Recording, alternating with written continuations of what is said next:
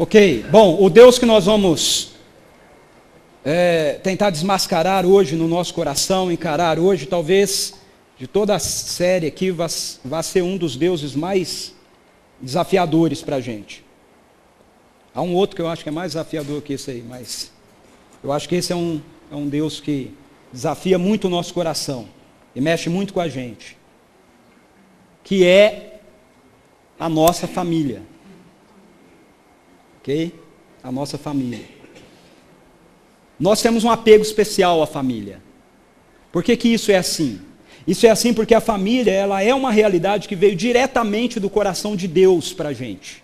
Não é a sociedade que criou a família, ok? Quando eu fiz filosofia, né, tem lá o estudo na filosofia que mostra para a gente um pouco aonde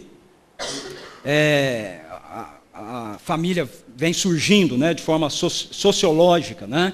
E tem esse aspecto sociológico, mas, na verdade, a sociologia apresenta para a gente o desenvolvimento da família. A criação da família, quem criou a família, foi Deus. Okay? Nós vemos isso, por exemplo, na criação, lá em Gênesis. Está travado aí? Né?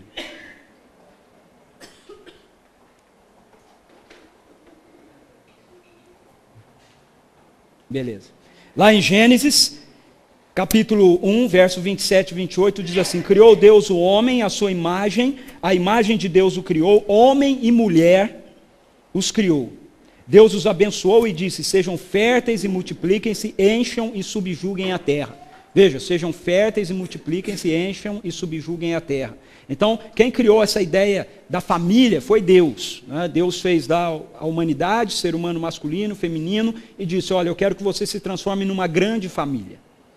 E o plano de Deus é que essa grande família, na verdade, fosse uma família que estivesse integrada a Ele. Veja Efésios capítulo 3, versículos 14 e 15, o apóstolo Paulo, quando ele ora pela igreja de Éfeso, ele diz assim: por essa razão ajoelho-me diante do Pai, do qual recebe o nome toda a família, nos céus e na terra. Jesus diz que quando nós nos tornamos seus seguidores, seus discípulos, nós passamos a fazer parte de uma grande família. Que nós temos o cêntuplo de irmãos, irmãs, mães, mas ele não fala que nós temos o cêntuplo de pais. Nós temos apenas um pai dessa grande família, que é Deus. E Paulo está reconhecendo isso aqui, ok? Então, dentro do projeto original de Deus, a família é uma realidade boa e perfeita para a vida da gente. No entanto, assim como todas as demais realidades boas da criação original de Deus, a nossa percepção da família, ela foi deformada, ela foi afetada pela realidade da queda. Quando nós, seres humanos, resolvemos dirigir a nossa própria vida, liderar a nossa própria vida e nos desconectamos de Deus, esse projeto bom e perfeito de Deus, chamado família, foi afetado. E aí ele começou a se desenvolver também de uma forma comprometida pela realidade da queda. E aquilo que foi criado para ser complemento no nosso viver, aquilo que foi criado para que nós pudéssemos encontrar sentido e significado em Deus, e não nisso, acabou se desvirtuando e transformou-se num ídolo do coração de muitas pessoas. Muitas pessoas. Isso porque muitos esperam encontrar na relação familiar ou na construção de uma família, na constituição de uma família, o sentido e o significado para a sua vida. Ok? Lembre-se sempre, um ídolo, na maioria das vezes tem a ver, um falso Deus, na maioria das vezes tem a ver com algo bom que Deus criou para nós, e que por causa da queda foi desvirtuado. E nós começamos a depositar nesse algo bom que Deus criou para nós, a esperança e sentido que, na verdade, a gente deveria buscar e encontrar em Deus.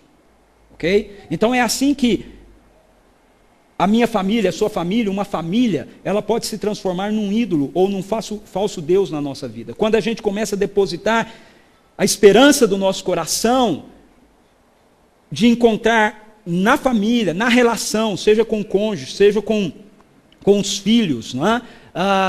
Seja na família menor ou na família, não é, maior, o sentido e o significado para a nossa vida. Quando isso acontece, a nossa família se transforma nesse falso Deus. E quando a nossa família se transforma num falso Deus, ela começa a sugar a vida plena do Evangelho que está em nós. A vida plena que o Evangelho nos oferece, que Deus nos estende através do Evangelho.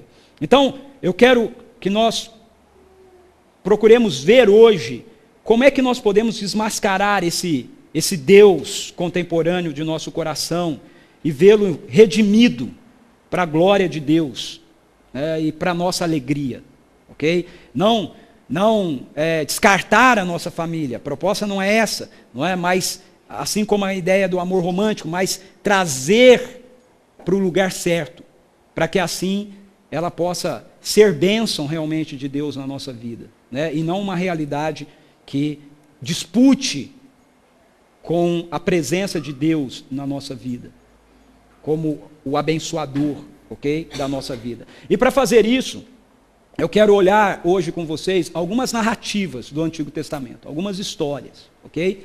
Nós vamos começar vendo como é que nós percebemos a força da família se tornando um Deus na nossa vida. E para isso eu quero ver duas histórias, ok?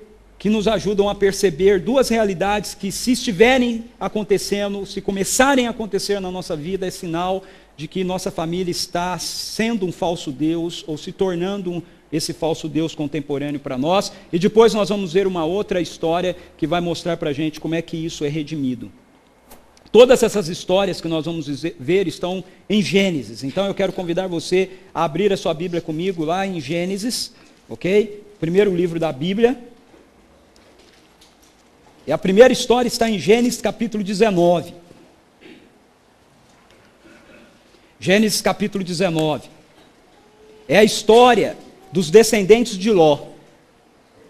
Através dessa história, a gente vê que a família, ela se torna um Deus em nossa vida quando nós depositamos nela a esperança para a nossa existência.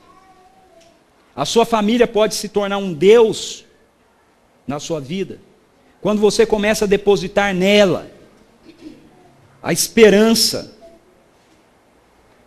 para o seu futuro, a esperança para a sua existência, a esperança para a manutenção da sua história. Olha só, o que acontece aqui na história de Ló. Para quem não conhece a história, Ló foi sobrinho de Abraão, e ele, por causa da bênção de Deus para Abraão, também foi abençoado e cresceu muito, e chegou um momento que eles não conseguiam mais viver na mesma terra, de tanta coisa que os dois tinham. Já pensou? Não tem tanta coisa, não dá para viver junto. Aí o Abraão deixou ele ir para um lado e ele foi para o outro. E Ló escolheu seguir rumo a uma região onde havia duas cidades chamadas Sodoma e Gomorra. Essas cidades eram cidades extremamente desconectadas com os propósitos de Deus. E Ló foi indo, até que ele começou a viver em Sodoma e Gomorra. E essas cidades eram cidades tão malignas, tão más, né? Tomavam decisões, né, tão contrárias, né, à justiça, que chegou uma hora que Deus falou: não dá mais para que essa cidade continue existindo. Eu vou trazer meu juízo sobre ela. E elas foram destruídas. Ok? Caiu lá uma chuva de fogo sobre a cidade e as cidades foram destruídas. Mas Deus veio até Abraão e falou: eu não posso esconder de Abraão, que é meu servo, o que eu vou fazer. Porque Deus sempre opera passando por nós, em parceria com a gente. E aí Abraão começou a interceder pela cidade, e foi até um certo número lá de justos, que ele perguntava se tivesse na cidade, se Deus destruiria a cidade. E Deus sempre disse que não destruiria se ele encontrasse aquela quantidade de justos. Aí Abraão parou de orar, não chegou ao número mínimo, né, que seria um justo, né, porque as escrituras dizem que se houver um justo, né, lá em Ezequiel diz que Deus está à procura de um homem que fique na brecha, um só é suficiente, né? Mas Abraão não chegou aí na sua intercessão. Então Deus mandou os anjos dele tirarem da cidade a Ló e sua família, para que eles não morressem na destruição da cidade. E eles saíram. E Deus diz, olha, não olha para trás, vão embora. Né? Queima o chão daí. Os anjos falam para eles, sem olhar para trás. Quando eles estão fugindo, a mulher de Ló olha para trás e vira uma estátua de sal. E Ló vai embora para uma cidade próxima, uma cidadezinha próxima, mas ele fica com medo de ficar morando ali, achando que também ali vai ser destruído, e ele resolve viver numa caverna. Então ele foi o primeiro sujeito que deu origem aos homens das cavernas, ok? Então ele e a filha vão morar na caverna. Aí a gente chega nessa parte da história que nos interessa. E aí eu gostaria de ler para você. Diz assim, Ló partiu de Zoar com suas 2 filhas e passou a viver nas montanhas, porque tinha medo de permanecer em Zoar. Ele e suas 2 filhas ficaram morando numa caverna. Um dia, a filha mais velha disse à mais jovem, nosso pai já está velho e não há homens nas redondezas que nos possuam, segundo o costume de toda a terra. Vamos dar vinho a nosso pai e então nos deitaremos com ele para preservar a sua linhagem. Naquela noite deram vinho ao pai e a filha mais velha entrou e se deitou com ele. E ele não percebeu quando ela se deitou nem quando se levantou. No dia seguinte, a filha mais velha disse à mais nova, ontem à noite deitei-me com meu pai, vamos dar-lhe vinho também esta noite e você se deitará com ele, para que preservemos a linhagem de nosso pai. Então outra vez deram vinho ao pai naquela noite, e a mais nova foi e deitou-se com ele. E ele não percebeu quando ela se deitou, nem quando se levantou. Assim, as 2 filhas de Ló engravidaram do próprio pai. A mais velha teve um filho e deu-lhe o nome de Moabe. Este é o pai dos moabitas de hoje. A mais nova também teve um filho e deu-lhe o nome de Ben-Amai. Este é o pai dos amonitas de hoje. Esse de hoje lá é da época que ele está escrevendo, tá? Não é de hoje, agora não, tá certo? Então essa é a história. Bom, o que elas fazem aqui? Elas dizem, olha, a esperança do nosso futuro, a esperança da nossa existência está em nós darmos continuidade para a nossa família. A filha mais velha tem essa ideia aí, né? O nosso pai já está velho, não tem homens na redondeza que nos possuam, segundo o costume da terra, ou seja, elas deveriam se casar com outros homens, não ter um relacionamento com o pai, elas sabiam disso, mas ela propõe, vamos dar vinho ao nosso pai, e então nos deitaremos com ele para preservar a sua linhagem. Ambas fazem isso, como nós vimos na história, e o texto diz que as 2 filhas de Ló engravidam do próprio pai. Eu acho interessante textos como esse aqui, porque tem gente ainda que acha que o vinho daquela época era diferente do nosso, né? Se era diferente, era mais poderoso, né? Era mais poderoso que o nosso vinho aqui, porque o cara... Né? Bom, deixa para lá, não é o que interessa.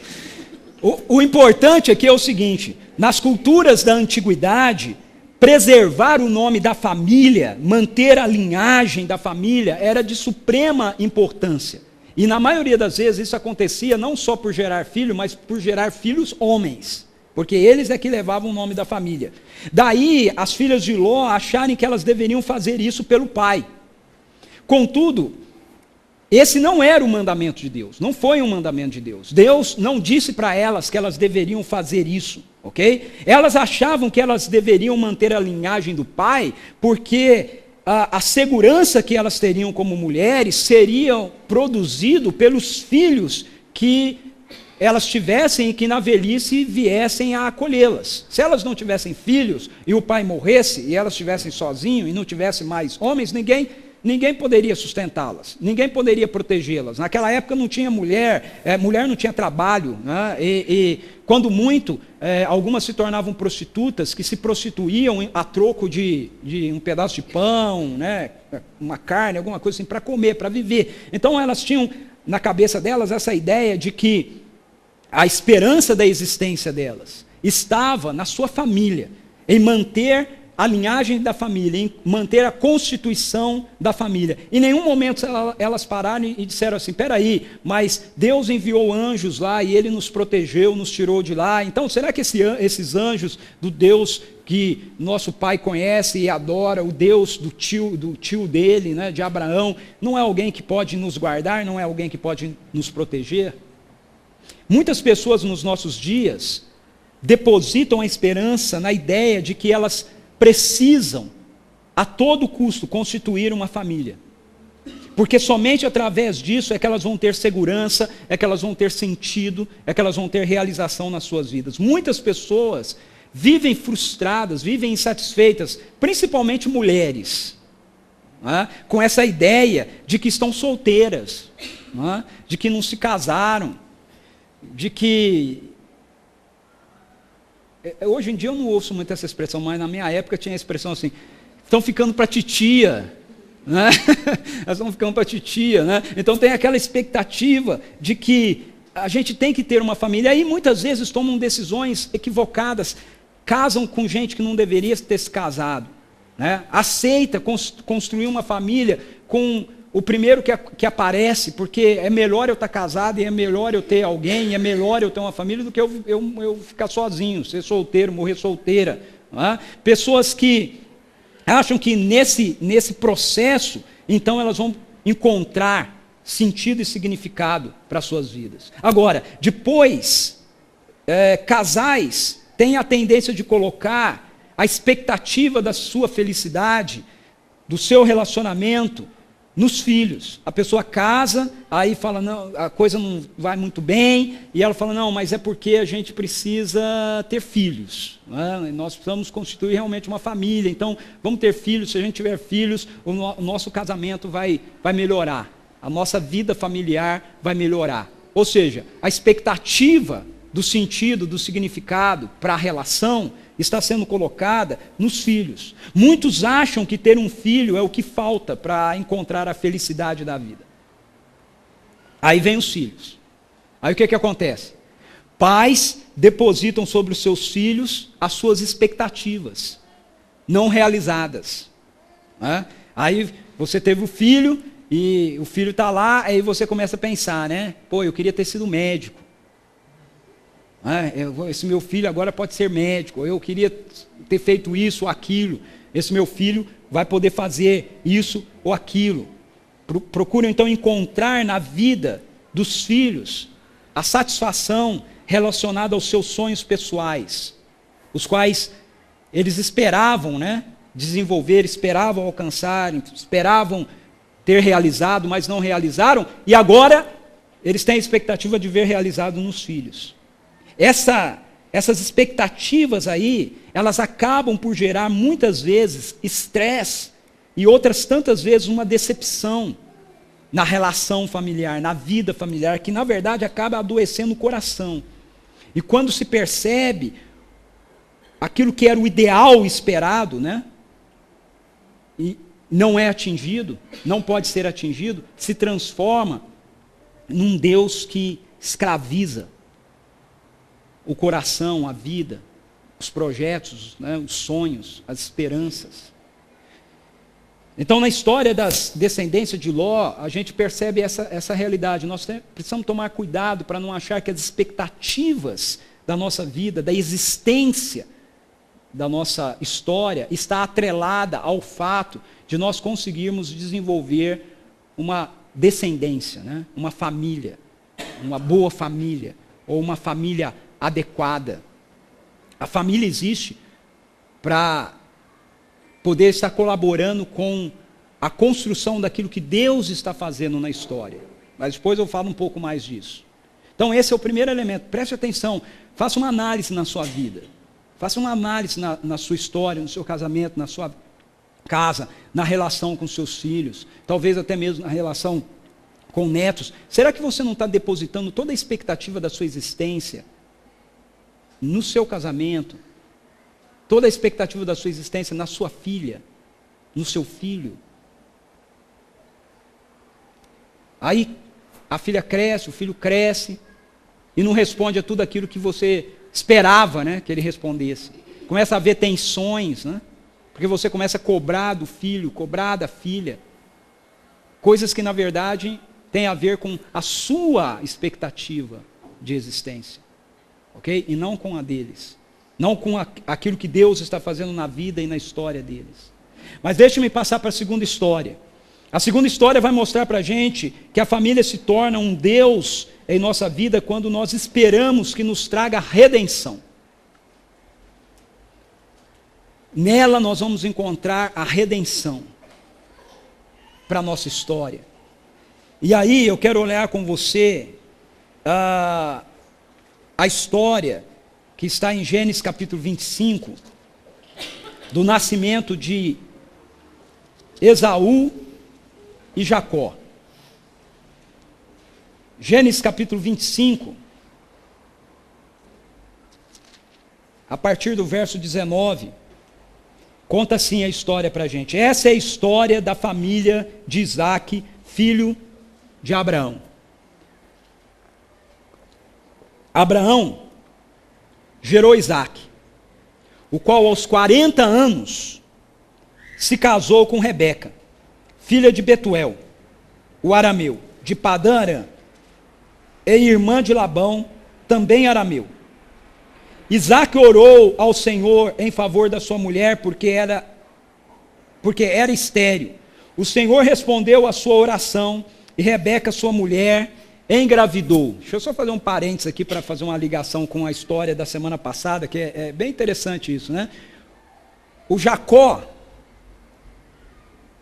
lá que tinha o triângulo amoroso, né? Com a Lia e com a Raquel, tinha uma mulher que também não engravidava, era a Raquel. Quando a Raquel reclama com ele reclama com Raquel. Ele fala, mas por acaso eu sou Deus, né, para fazer você ter filho agora? Né? Ele que não te deixa ter filho, o que é que eu tenho a ver com isso? Mas em nenhum lugar na história de Jacó diz que Jacó orou por ela. Olha que diferença é a relação com Isaque, né? De Isaque com isso. Isaque e sua esposa também têm a mesma questão, o mesmo problema. Só que o que ele faz? Ele ora pela sua esposa. E diz que o Senhor ouve a oração de Isaque e Rebeca engravida. E aí o texto continua dizendo, os meninos se empurravam dentro dela, pelo que disse, por que está me acontecendo isso? Foi então consultar o Senhor. Outro parênteses que eu quero fazer aqui. Mulheres, você consulta o Senhor?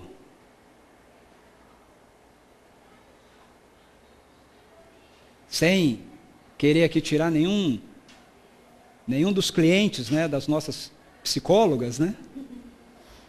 Mas talvez se você começasse a consultar mais o Senhor do que as psicólogas, os psicólogos, algumas coisas poderiam estar acontecendo de forma diferente na sua vida, na sua história. Isaque orou por Rebeca, mas Rebeca se relacionava diretamente com o Senhor. O que é que está acontecendo comigo? Hoje em dia a gente procura consultar um monte de gente, consultar psicólogo, psicoterapeuta, para os nossos filhos, para o nosso casamento, mas é o Senhor, a gente consulta o Senhor. A gente chega diante dele e fala, Senhor, olha, está acontecendo isso aqui na minha casa, na minha história, na minha família, na minha relação. O que é que está acontecendo? E aí começa a ler as Escrituras, com ouvidos atentos, para ouvir aquilo que o Senhor quer falar conosco. Fecha parênteses. Foi então consultar o Senhor. Disse-lhe o Senhor. Se a gente consultar o Senhor, Ele vai falar com a gente. Disse-lhe o Senhor. 2 nações estão em seu ventre, já desde as suas entranhas. 2 povos se separarão. Um deles será mais forte que o outro, mas o mais velho servirá ao mais novo. Então Rebeca ouviu essa instrução do Senhor. E ela sabia que estavam sendo gerados gêmeos, né, no seu ventre. E ela sabia que o segundo que nascesse, na verdade, seria aquele que iria portar a bênção do Senhor sobre a vida dele. Ao chegar a época de dar à luz, confirmou-se que havia gêmeos em seu ventre. O primeiro a sair era ruivo, e todo o seu corpo era um manto de pelos. Era um ursinho que nasceu, né? Por isso lhe deram o nome de Esaú. Esaú significa coberto de pelos. Depois saiu seu irmão, com a mão agarrada no calcanhar de Esaú. Então puxou Esaú, saiu o Jacó lá pendurado, né? Pelo que lhe deram o nome de Jacó, que significa aquele que agarra o calcanhar, ou aquele que é esperto, né? Ou aquele que é enrolador, enganador. Tinha Isaac 60 anos de idade quando Rebeca os deu à luz. Dá licença de eu fazer outro parênteses aqui. É engraçado esse negócio aqui, né? Porque hoje o cara tem filho aí mais velho, já fala, pô, o cara teve filho já sendo avô. Não tinha idade para ser avô. Pô.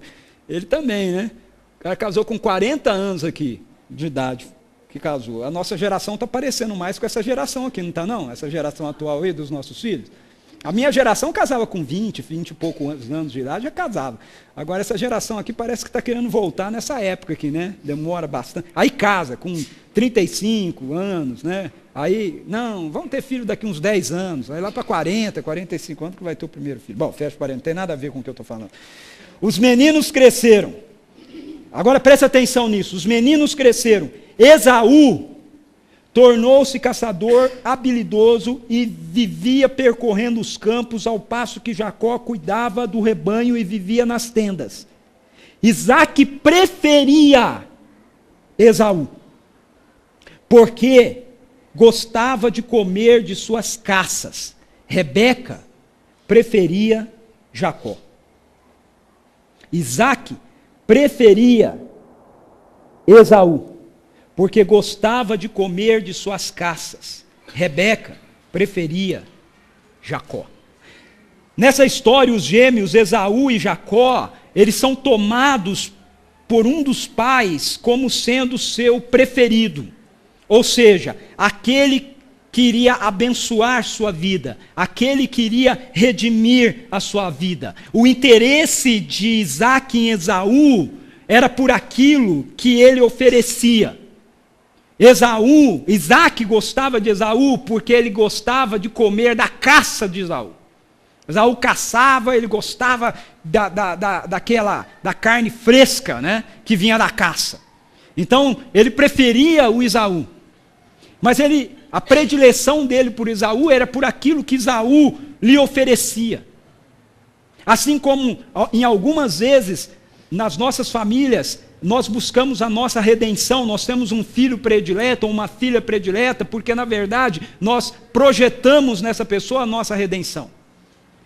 É uma pessoa que faz aquilo que a gente gostaria de ter feito. É uma pessoa com quem um dos filhos com quem a gente se identifica nele, nela, aquilo que a gente gosta, aquilo que a gente é. E Rebeca?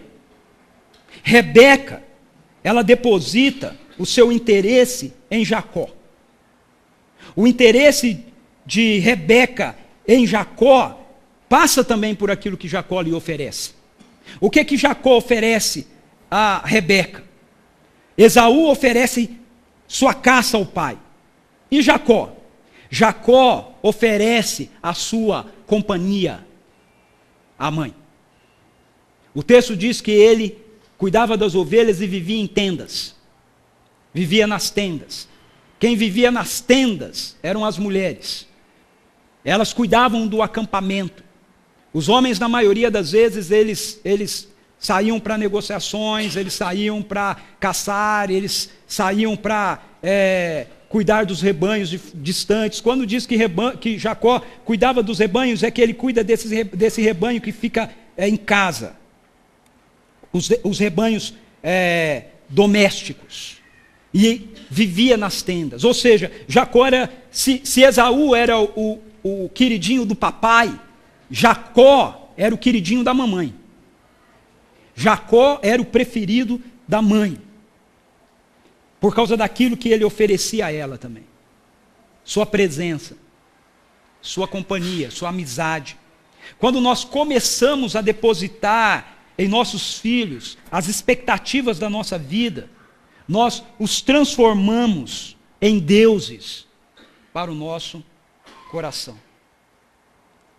Quando nós começamos a ter o desejo de ver os nossos filhos realizados, nossos filhos satisfeitos, porque assim nós também vamos nos sentir realizados e satisfeitos neles, sem perceber, nós estamos transformando os nossos filhos em deuses para os nossos corações.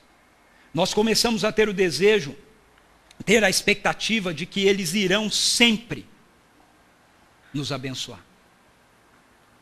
E quando eles são pequenininhos, a gente consegue viver essa dimensão assim, mas à medida que eles vão crescendo, às vezes eles vão tomando rumos e caminhos diferentes na sua vida e na sua história, e porque a gente depositou neles a esperança da nossa redenção, a gente pode sair muito magoado e muito frustrado dessa história. É uma realidade. Nenhuma mãe, nenhum pai, né, tem a expectativa de criar filhos, eu não conheço nenhum, de criar filhos cumprindo aquilo que o mandato cultural mandou a gente fazer, né? Crescer e multiplicar e encher a terra, né? Ou seja, é para você criá-los para irem, não é para você criar para que eles fiquem, ok? É para criar para que eles possam ir. Nossa tarefa como pais é poder educá-los, abençoá-los, sermos um bom modelo para eles, para que então eles possam ser lançados. A visão da Bíblia com relação a filhos é que eles são flechas, como na mão de um guerreiro. O que um guerreiro faz com a flecha? Ele dispara a flecha, ele lança a flecha, né? Nós somos, é bom, a Bíblia diz assim, é bom a nossa aljava é onde você guarda as flechas, né? Está cheio de flechas. Mas aí ela diz, porque os filhos são flechas como nas mãos de um guerreiro. Ou seja, nós queremos a aljava cheio de flechas, mas nós não queremos lançar os filhos. Nós não queremos ficar com eles para a gente. Segurar o máximo que der. É muito cedo, né? É muito cedo. Só que eles crescem.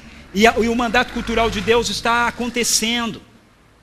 E a gente precisa entender que eles vão ter a história deles e a vida deles. E que aquilo que a gente tanto anseia por sentido e significado para a nossa história, ou seja, para a nossa redenção, não vai vir deles.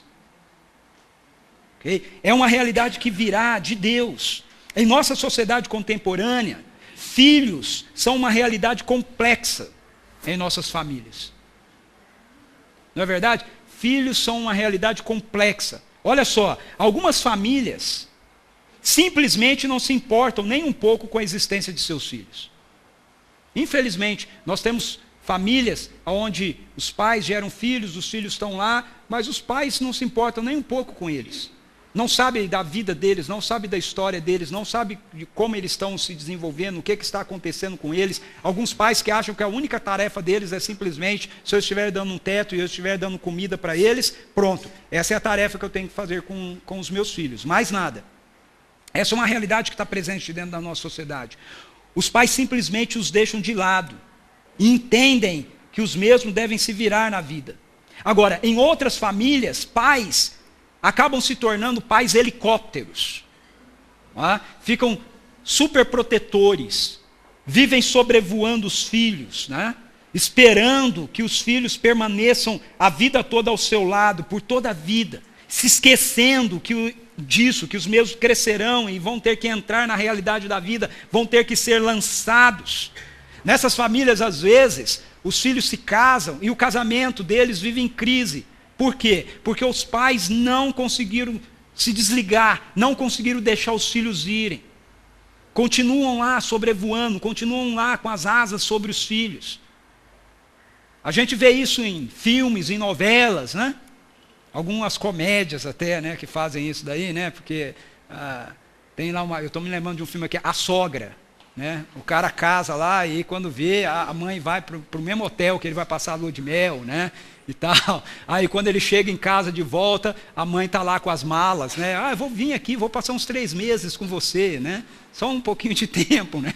E tal. Aí depois a mãe compra uma casa do lado da casa dele, né? É assim, eles exageram, mas para mostrar, isso acontece muitas vezes, ok? Pais que não conseguem deixar os filhos irem. Por quê? Porque eles construíram a expectativa da sua redenção nos filhos. Os filhos é a redenção do seu casamento, da sua vida. Aí, os psicólogos, na maioria das vezes, avisam, em situações assim, sobre a crise do que eles chamam do ninho vazio. Então, são aquelas famílias, aqueles casais, que constroem toda a sua relação, na verdade, em torno dos filhos.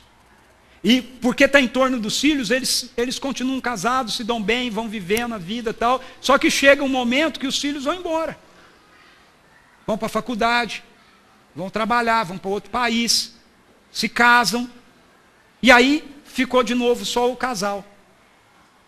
Aí quando fica só o casal, um olha para o outro e fala assim: quem que é você mesmo? Não sabem quem são, não se conhecem. Porque toda a redenção da relação foi construída em torno dos filhos. Outros ainda procuram evitar os filhos. Ou se eles têm, mantê-los ocupados. Evitar, que eu digo, é evitar mesmo, de ter filho. E se tem, muitos procuram mantê-los ocupados com uma série de atividades. Por quê? Porque eles têm sua história, sua vida, os pais têm a sua história, sua vida, e eles não querem que os filhos interfiram nos seus projetos profissionais e pessoais de vida. A nossa sociedade vive o tempo todo tentando convencer. Eu sei que eu vou falar um negócio agora contracultural aqui. Muitas mulheres vão querer me jogar agora Bíblia, bolsa, né? Mas a nossa sociedade tenta nos ensinar que você não pode, de forma alguma, abrir mão da sua carreira, da sua história, do que você vai fazer só por causa de filho. Por causa de filho, o que é isso? O filho cresce. Então sai de um extremo e vai para o outro extremo. E aí nós temos toda uma geração de filhos hoje sendo criados na frente de computador, na frente de televisão. Por quê? Porque a nossa sociedade convenceu mães e pais que a coisa mais importante é a sua carreira. E você pode ter filhos, mas os filhos não podem atrapalhar a sua carreira. Veja, esse é um projeto, goste você ou não, queira você me jogar a Bíblia ou não, esse é um projeto da nossa sociedade, não é um projeto do reino de Deus. Se você se torna discípulo de Jesus, seguidor de Jesus, Jesus diz para você: nem seus filhos são centro na sua vida e nem a sua carreira é centro na sua vida, eu sou o centro da sua vida. E como centro da sua vida, eu quero dizer para você que os filhos que você teve são bênçãos minhas para você e você tem responsabilidade sobre eles. Ela não pode ser terceirizada, nem para a igreja, nem para a escola, nem para cursinho, nem para lugar nenhum. Ela é dos pais. Dos pais. Então, eu continuo ficando com a opção arcaica das escrituras com relação a isso.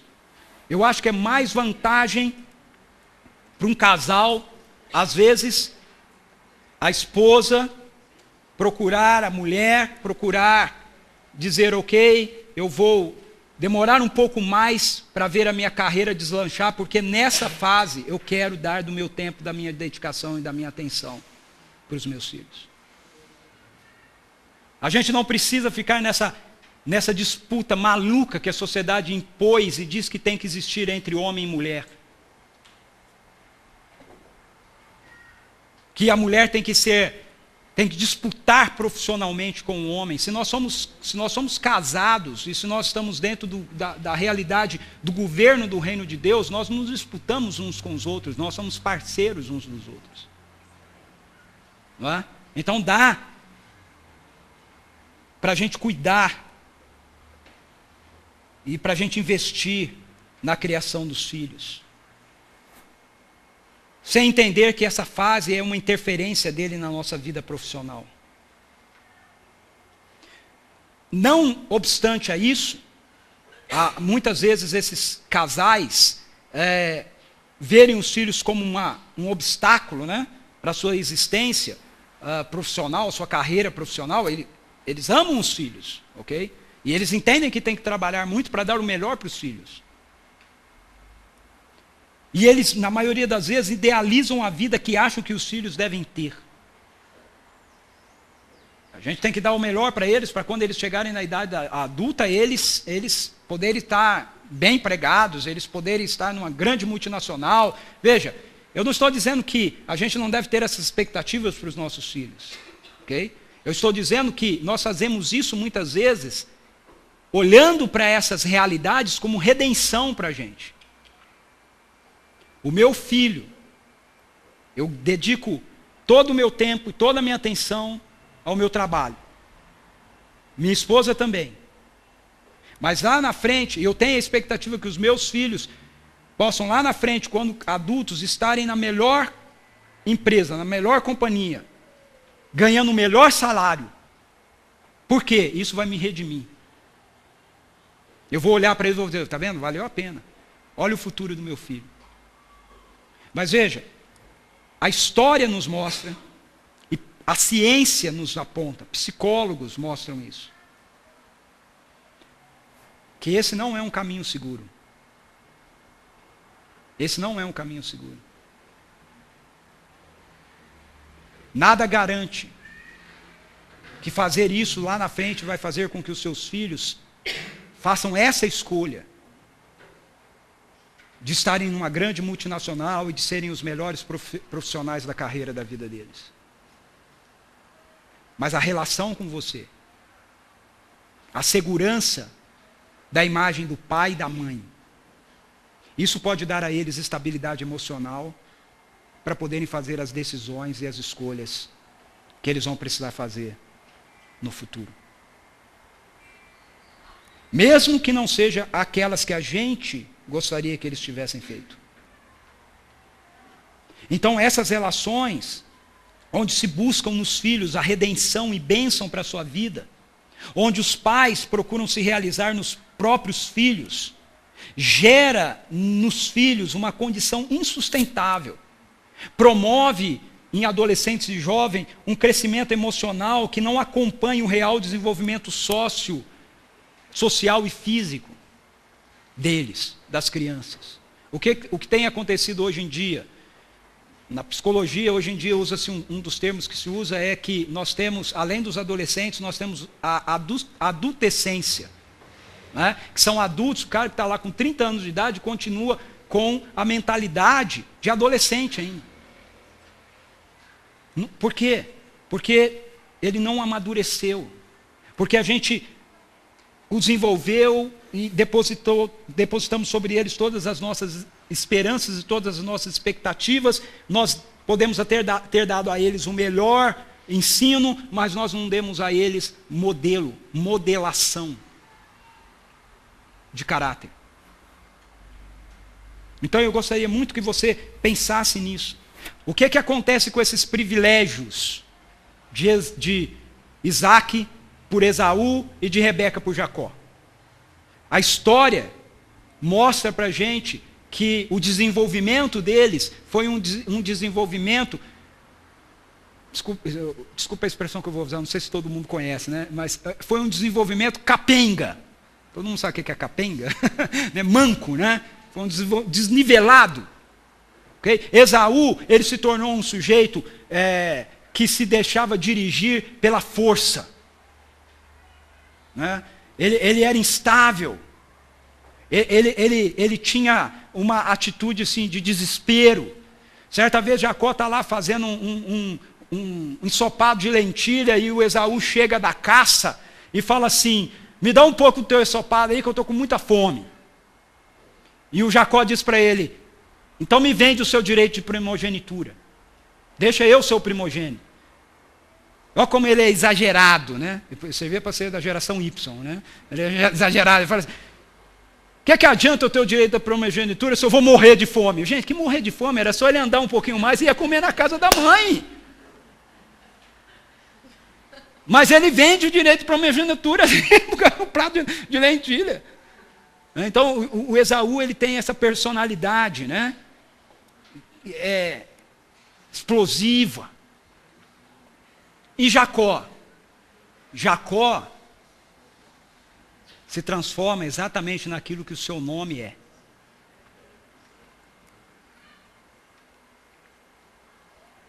Jacó, a gente fala às vezes muito de Jacó, aquele enganador, aquele negócio todo, mas quem que ensinou Jacó a ser enganador? A mãe ensinou. A mãe ensinou. Quando estava na hora de ser abençoado pelos pais, a mãe disse, ao invés de Rebeca dizer assim, peraí, Deus me deu uma palavra, Deus me deu uma profecia, eu consultei. Ele disse que o mais novo dominaria sobre o mais velho. Então, eu vou orar, assim como ela fez a primeira vez, e vou dizer, Senhor, como isso vai ser desenvolvido? Mas Rebeca não faz isso. Quando ela vê que o marido vai abençoar o irmão mais velho, ela chama Jacó e ela trama uma mentira. No começo Jacó é até resistente, ele fala, mas não vai dar certo. Ele fala, não, vai por mim, faz do jeito que eu estou te dizendo. Então, mamãe, cuidado, não? Cuidado com o que você fala para o seu filho. Cuidado com o que você fala para a sua filha. Pais, nós temos que ter cuidado. E como a gente educa, cria e passa os conceitos para os nossos filhos. Nós esquecemos que a família, os filhos, são bênção do Senhor. Herança que pertence a Deus e que temos a tarefa de treiná-los e de prepará-los para a vida, que deverá ser compartilhada com outras pessoas. Nós não queremos disponibilizá-los para ninguém. Nós queremos protegê-los de todos, porque os mesmos trazem para nosso viver uma suposta redenção, uma suposta realização. Agora, vamos para o Evangelho. Como é que a redenção da família pode acontecer? Aí eu quero convidar você a voltar um pouquinho à Bíblia em Gênesis capítulo 22. A terceira história, para a qual a gente vai voltar a nossa atenção, nos mostra como este falso Deus da família pode ser redimido, de maneira que a mesma se torne aquilo que Deus criou para que ela fosse na nossa vida. Parte da bênção de Deus para nós, não fonte da bênção de Deus para nós, mas parte da bênção de Deus para nós. A narrativa está em Gênesis capítulo 22, versos 1 a 19, e fala a respeito do avô de Isaac, do avô de Jacó, o pai de Isaac, Abraão. Isaac é filho da promessa. Isaac nasce através de uma promessa que Deus faz a Abraão e Sara, de que eles iriam ter um filho e que através desse filho uma grande descendência iria ser desenvolvida, e através dessa descendência todas as nações da terra seriam abençoadas. E eles começam a viver a sua vida, e esse filho não vem, e eles vivem, o filho não vem, e eles vivem, o filho não vem. Aí chega um determinado momento que a Sara fica meio angustiada, e ela toma o modelo das nações que estão ao redor dela, e ela inventa aquele negócio da barriga de aluguel, que depois a Raquel e a Lia vão fazer também. Ela pega Agar e fala para Abraão, gera filho com a minha serva. Abraão não pensa duas vezes, topa a parada, logo de cara. E gera filho, e gerou essa bagunça que a gente vê até hoje, que está acontecendo lá na Palestina. Né? Até hoje. Ismael e Israel estão em guerra. Né? Isaac e Ismael brigam. Né? A descendência de Isaac contra a descendência de Ismael. Os árabes contra os israelitas. Né? Tudo começa aqui. Ok? Mas Deus diz para eles, não é através do filho de uma escrava que eu vou constituir a sua descendência. É através de um filho que vai ser gerado por você. E por Sara, sua mulher legítima. E com 100 anos de idade. Abraão com 100 anos de idade. E Sara com 90 anos de idade. Tem o seu filho. Isaac. E aí o menino começa a crescer. Nele está depositado toda a esperança de redenção de Abraão. E aí a gente chega no capítulo 22, e Deus diz assim para Abraão: Abraão, dá-me teu único filho, Isaque, a quem você ama. Leve-o ao monte Moriá e sacrifique-o para mim. E o texto diz que Abraão obedece. Nós obedeceríamos?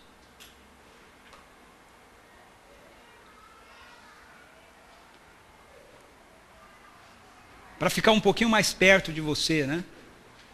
Deus às vezes diz assim, ó, seu filho lá na faculdade e tudo mais, e a gente com toda essa ênfase, né, de sermos uma igreja missional, uma igreja que está comprometida com o reino, e o seu filho vem para você e diz assim: olha, pai, Deus está me chamando, eu vou terminar meu curso, mas aí eu vou fazer um seminário, ou mesmo sem seminário, porque isso não é necessário, na verdade, eu vou sair do meu curso e eu vou para o interior do Amazonas, como médico.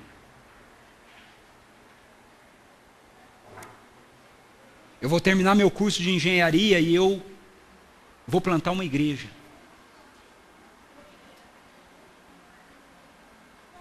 Nós obedeceríamos. Nós diríamos assim: ok, filho, vai, Deus te abençoe.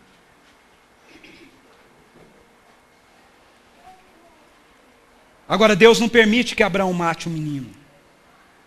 Deus provê um substituto que se torna o seu redentor. E Abraão retorna para casa com o seu filho e com a sua relação familiar com o garoto também redimida. Ele volta lembrando-se que o menino, que a sua família faz parte de um projeto muito maior, o da história da redenção. E essa, meu amado irmão e irmã, é a mesma realidade para a minha família e para a sua família. Deus quer abençoar as nossas famílias, mas Ele quer abençoar as nossas famílias não para que elas se tornem deuses para a nossa vida, não para que a gente encontre nelas o sentido, o significado, a razão, o prazer da nossa existência, mas para que elas sejam portadoras da bênção de Deus para as nações da terra. Porque esse é o projeto de Deus para a família. Sempre foi. Eu quero destacar para você aqui, bem rapidamente, 3 realidades nessa história de Abraão que mostra o processo da redenção de Deus. O primeiro, a nossa família é redimida quando nós temos a disposição de obedecer a Deus. Deus diz para Abraão que ele deve ir, e o texto diz que Abraão vai. O texto diz que Deus mandou ele tomar o único filho Isaque, e o texto fala: Abraão levantou-se e preparou o seu jumento, levou consigo 2 dos seus servos, Isaque seu filho, depois de cortar lenha para o holocausto, e partiu. Nós precisamos aprender, queridos, que obedecer a Deus é mais importante do que obedecer os caprichos do nosso coração para com a nossa família. Obedecer a Deus é mais importante do que você obedecer às expectativas da sua família. Como é que você acha que era a expectativa de Sara nessa história aqui? Eu acho interessante que Deus fala com Abraão, a Sara nem aparece na história. Ele acorda cedo no dia seguinte, bem cedo, e vai embora. Na minha perspectiva do texto, ele nem conversou com Sara, ele nem contou nada para Sara. Eu não tenho que cumprir a expectativa da Sara, eu tenho que cumprir a expectativa de Deus. Muitas vezes nós não queremos ir contra as expectativas das nossas famílias. Nós não queremos ser desagradáveis e desobedientes.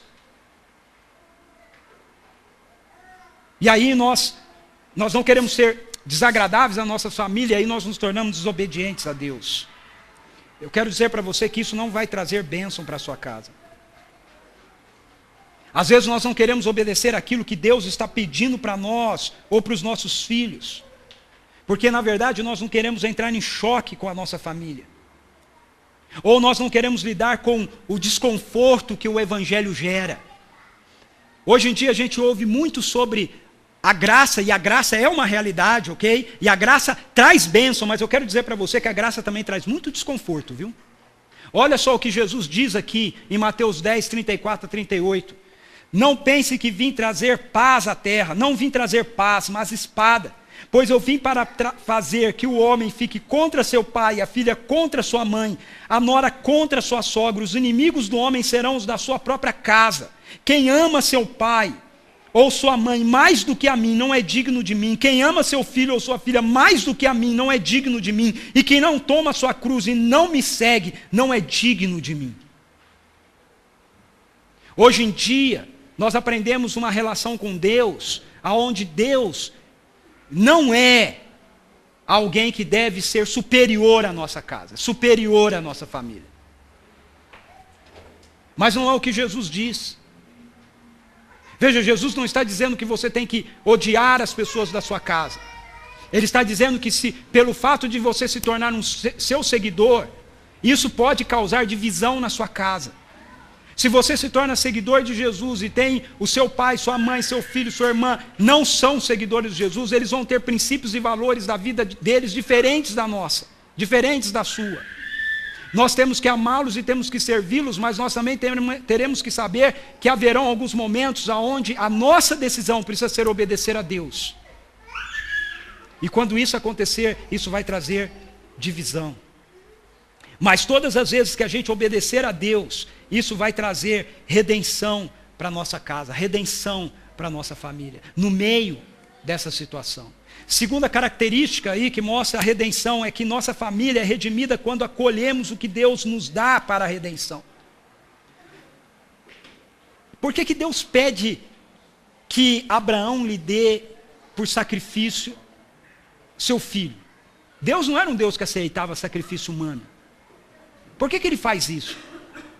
Para lembrar a Abraão que não era o filho de Abraão que era o seu redentor. Não era Isaac que era o seu redentor. Na verdade, Isaac fazia parte do projeto de Deus, que iria trazer à tona o redentor. Isaac também precisava de um redentor. E aquilo foi uma lição de objeto, né, que Deus deu, né, uma teatralização, né, que Deus fez. O texto diz que Abraão estava disposto mesmo a matar Isaac. Ele levou o cutelo, fez o altar, amarrou o filho lá, e quando ele levantou o cutelo, o anjo do Senhor falou: não faça mal ao menino. E aí ele parou, né? A faca. E diz: agora eu já sei que você entendeu que ele não é sua redenção. Eu sou o seu redentor. Eu já vi que você realmente me teme. Então eu não tenho problema nenhum com você amar seu filho e ter o seu filho. Deus não tem problema nenhum nós amarmos nossos filhos, amarmos nossa casa, amarmos nossa família, mas Ele precisa ensinar-nos que eles não são nossos deuses, eles não são a nossa redenção.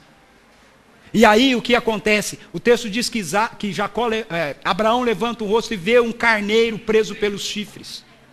E ele toma o carneiro e ele sacrifica o carneiro. Isso é muito interessante. Porque Deus podia ter parado tudo e dito: não mata o menino, já vi tudo, beleza, legal, pode ir para casa.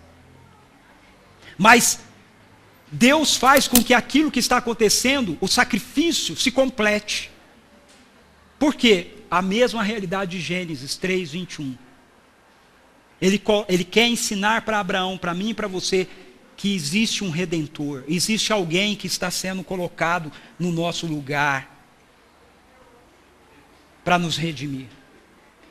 Romanos nos diz que Deus ofereceu como sacrifício para a propiciação mediante a fé a Jesus Cristo, pelo seu sangue, demonstrando então a sua justiça.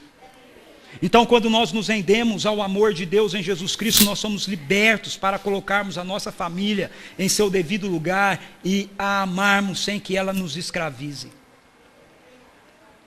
Em último lugar, a redenção da nossa família acontece quando ela passa a ocupar o papel que deve ter na missão que devemos exercer no mundo. Veja como o texto termina. Pela segunda vez o anjo do Senhor chamou do céu a Abraão e disse: juro por mim mesmo, declara o Senhor, que por ter feito o que fez, não me negando o seu filho, o seu único filho, esteja certo de que o abençoarei e farei seus descendentes tão numerosos como as estrelas do céu e como a areia das praias do mar. Sua descendência conquistará as cidades dos que lhe forem inimigos, e por meio dela todos os povos da terra serão abençoados, porque você me obedeceu. Qual é o objetivo de Deus para as nossas famílias? Qual é o objetivo de Deus para nossos filhos? É que as mesmas sejam portadores da sua graça, sejam condutores do seu evangelho para o mundo em que eles estão vivendo. Essa promessa feita por Deus a Abraão, ela se cumpre em Jesus Cristo. E através de Jesus Cristo ela se estende para nós, a fim de continuar cumprindo-se agora por nosso intermédio e pelo intermédio da nossa casa. Quando nós entendemos que o papel de Deus para a nossa família, para o nosso casamento, para os nossos filhos, é que eles sejam parte dessa manifestação e dessa extensão do Evangelho da Graça, a nossa família é redimida. A nossa relação com ela passa a ser ter uma realidade que nos conduz a uma vida que vai ser cheio de sentido, cheio de significado, cheio de alegria. Por quê? Porque nós somos essa grande família de Deus, a quem Paulo ora, dizendo: eu oro ao Pai, em quem toda a família nos céus e na terra toma um nome. Veja o que 1 Pedro nos diz: vocês são raça eleita, sacerdócio real, povo de propriedade exclusiva de Deus, a fim de anunciar as grandezas daquele que os chamou das trevas para a sua maravilhosa luz. Vocês quem? Os descendentes de Abraão. Gálatas capítulo 3, eu quero encerrar com esse texto. A partir do verso 7, o apóstolo Paulo interpreta assim essa aliança de Deus com Abraão. Estejam certos, portanto, de que os que são da fé, estes é que são filhos de Abraão. Prevendo a Escritura que Deus justificaria os gentios pela fé, os gentios são todos os povos que não são os judeus, anunciou primeiro o evangelho a Abraão: por meio de você, todas as nações serão abençoadas. Assim, os que são da fé são abençoados junto com Abraão, homem de fé. Então, quando Deus diz para Abraão: através da sua descendência, eu vou abençoar todas as nações da terra. Paulo diz: lá está o evangelho está sendo pregado para Abraão.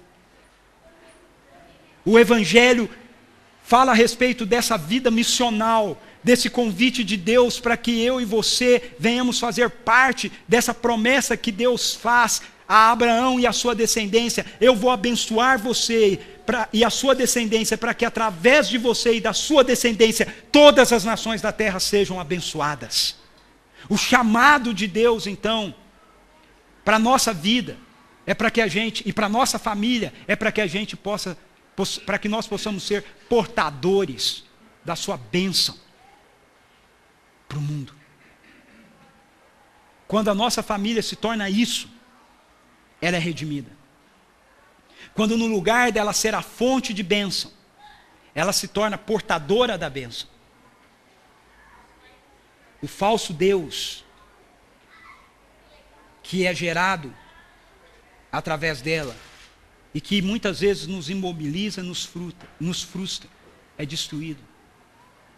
O Deus verdadeiro se torna o centro da nossa casa, e ela se torna luz para as nações. Vamos ficar em pé, vamos orar, vamos dizer: Deus, é assim que eu quero que a minha família seja, é assim que eu quero que a minha casa seja. Pô, cara, nós podemos cantar junto, né? Nós estamos cantando, ó.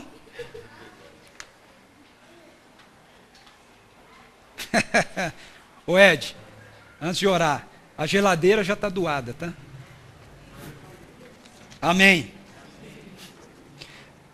Eu quero que você ore primeiro por você, pela sua casa, pela sua família. Diga: Deus, eu não quero que a minha família seja um falso Deus na minha vida.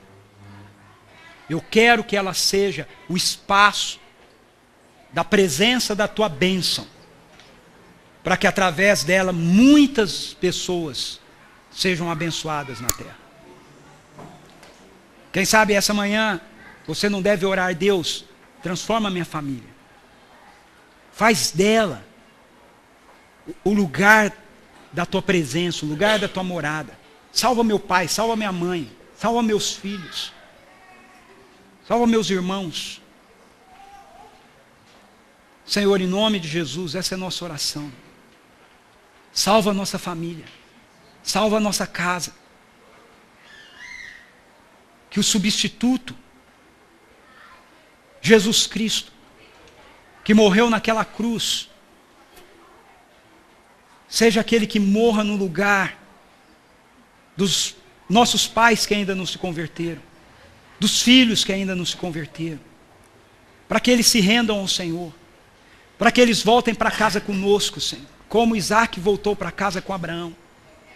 Senhor, abençoa a nossa casa, abençoa a nossa família, para que, Senhor, ela não seja um falso Deus na nossa vida, mas para que ela seja o espaço onde o Deus verdadeiro está presente e a bênção dele possa jorrar através da nossa família para todas as nações da terra. É em nome de Jesus. Amém.